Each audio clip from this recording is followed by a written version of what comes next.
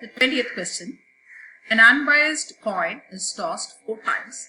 Find the probability of getting at least one head. So the total number of outcomes is now going to be 2 raised to the power of 4, which is equal to 16. That is, the sample space is 16. The probability of getting at least one head is now going to be 1 or more. So that means we don't need to take T2. So the number of events is now going to be 16 minus 1, which is equal to 15. So number of heads when it is now going to be tossed 4 times, you get is now going to be 15. So the probability of the event is now going to be 15 by 16. Coming to section B, 21st question. Solve for x. Sine inverse of 4x plus sine inverse of 3x is equal to pi by 2. Now let me write pi by 2 as sine inverse of 4x plus sine inverse of 3x. I'll write pi by 2 as sine inverse of 1, and I'll bring it here to the left hand side. Minus sine inverse of 1 is equal to sine inverse of 3x. Now we can apply the formula sine inverse of x plus sine inverse of y is equal to sine inverse of x root over 1 minus y squared plus y root over 1 minus x squared. Now we have, in the place of x we have 4x, and in the place of y we have 1. So substituting that, we get sine inverse of 4x root of 1 minus 1 plus 1 root of 1 minus 16x squared is equal to sine inverse of 3x. Now, taking the function on both sides, I can take off the sine inverse, so that becomes, the first term becomes 0, so I'll get it as 1 minus 16x squared is equal to 3x, or you get the equation as 16x squared plus 3x plus 1 is equal to 0. Oh no, I'm sorry. This is now going to be root of 1 minus 16x squared is equal to 3x. Now squaring on both sides, you'll get 1 minus 16x squared is equal to 9x squared, or 25x squared is equal to 1, or this gives you x squared is equal to plus or 1 by 25, or therefore x is equal to plus or minus 1 by 5. Or question. Express tan inverse of cos x by 1 minus sin x, where it lies between the interval minus 3 pi by 2 lesser than x lesser than pi by 2 in the simplest form. Okay. Now we can write cos x as pi by 2 plus x. So that becomes tan inverse of sine of pi by 2 plus x, and I'll write sin x as 1 minus cos of pi by 2 plus x. Now this can be written as sine of a plus b, so I'll expand it. So tan inverse of this becomes 2 sine 2x. So it becomes pi by 4 plus x by 2 times cos pi by 4 plus x by 2 divided by, this is of the form 1 minus cos theta, where you can write it as 2 sine squared theta by 2. So that becomes 2 sine squared pi by 4 plus x by 2. Now you can cancel 1 sine pi by 4 plus pi by 2 and 1 sine pi by 4 plus pi by 2. So this becomes tan inverse of 2 and 2 gets cancelled. So you are left only with cot cos of pi by 4 plus x by 2 divided by sine of pi by 4 plus x by 2, which is nothing but cot of pi by 4 plus x by 2, which is nothing but tan inverse of tan pi by 2 minus pi by 4 minus x by 2, which is nothing but pi by 2 minus pi by 4 is nothing but pi by 4 again. So that gives you pi by 4 minus x by 2. 22nd sum. Express a equals 4 minus 3, 2 minus 1 as a sum of symmetric and skew symmetric matrix. Now A transpose is now going to be 4, 2 minus 3 minus 1.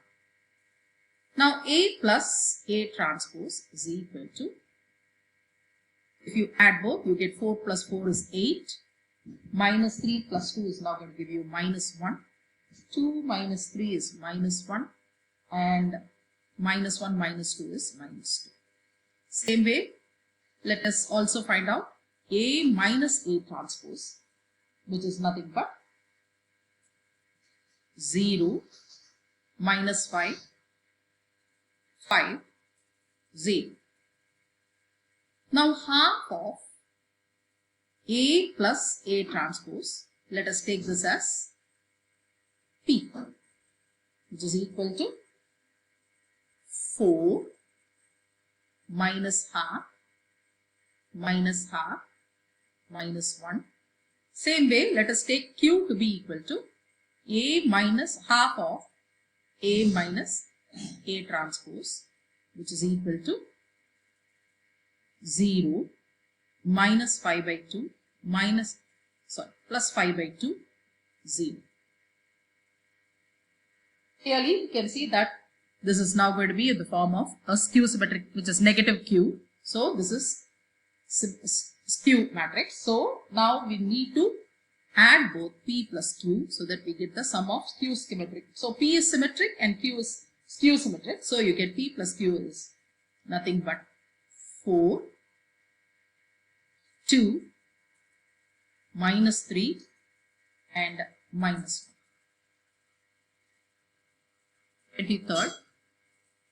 If y squared cos of 1 by x is equal to x squared, find dy by dx. Now obviously you can see that it is of the product form. So applying the product rule, uv dash plus vu dash. So we can take u to be equal to y squared. So u dash becomes 2y dy by dx.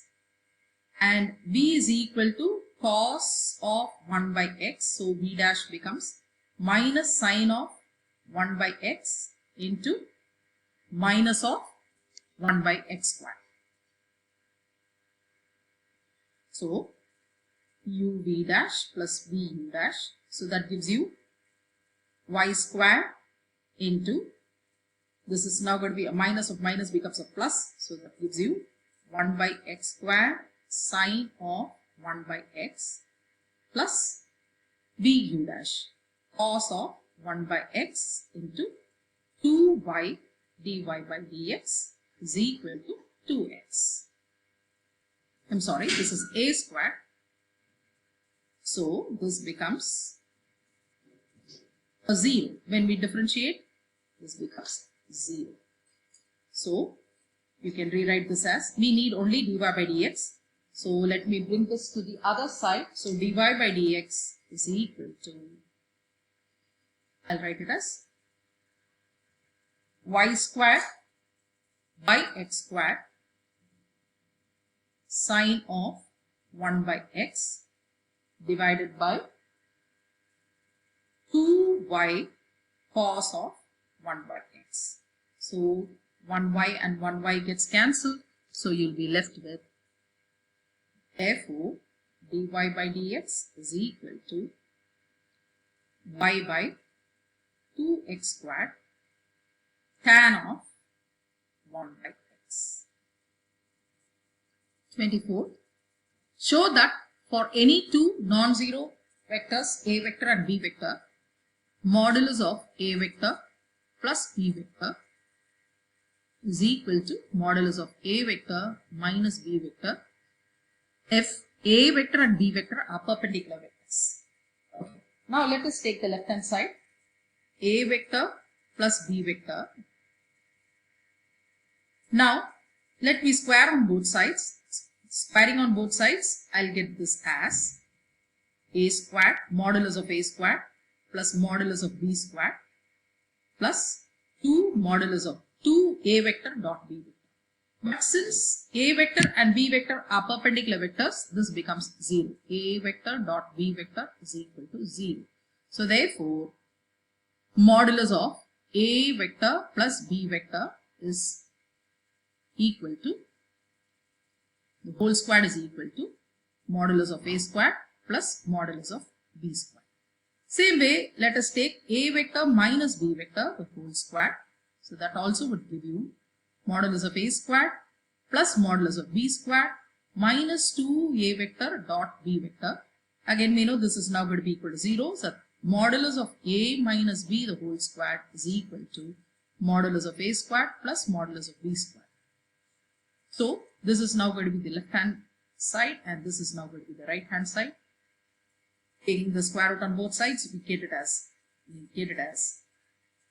we can see that modulus of A vector plus B vector is equal to modulus of A vector minus B. Hence, now look into the OR question. Show that the vectors 2i minus j plus k, 3i plus 7j plus k and 3i plus 6j plus 2k form the sides of a right triangle. So, let us take this as AB vector is equal to 2i minus j plus k vector.